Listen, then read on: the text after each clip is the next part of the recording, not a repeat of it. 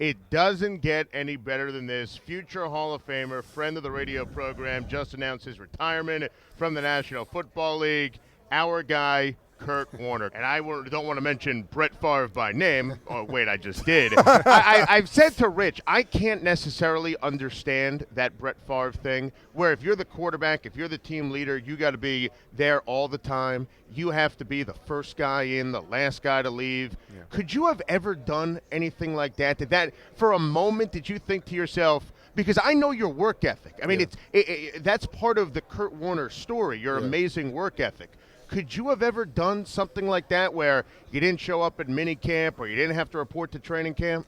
Well, the thing about it is that I love that stuff. Right. You know, I remember, we would go through OTAs and mini camps, and the coaches were like, well, we're going to split reps with you and Matt. And I'm like, why are you doing that? Why am I even here if I'm not going to take every rep in practice? You know, and that's just my mentality. Was that part of the game I loved. I mean, I loved giving everything. I loved taking every rep during the season.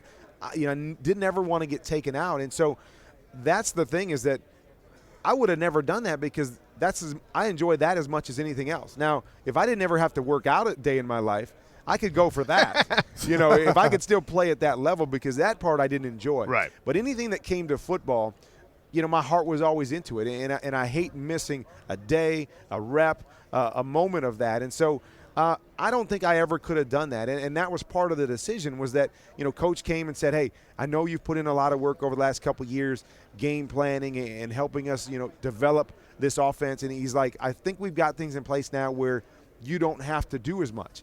And, I know in my heart that nothing could change. I couldn't come back the next year and not do as much as I did the last two and feel comfortable with that. And that was part of the whole thing, was that there's a certain standard that you get to, and you never take a step down. You never take a step back from that. All you can do is take a step up. And that's what I wasn't willing to give any longer. I couldn't meet that standard anymore. It was taking too much out of me, and I couldn't settle for anything less. And so the only decision I could make was, it's time to go and do something else.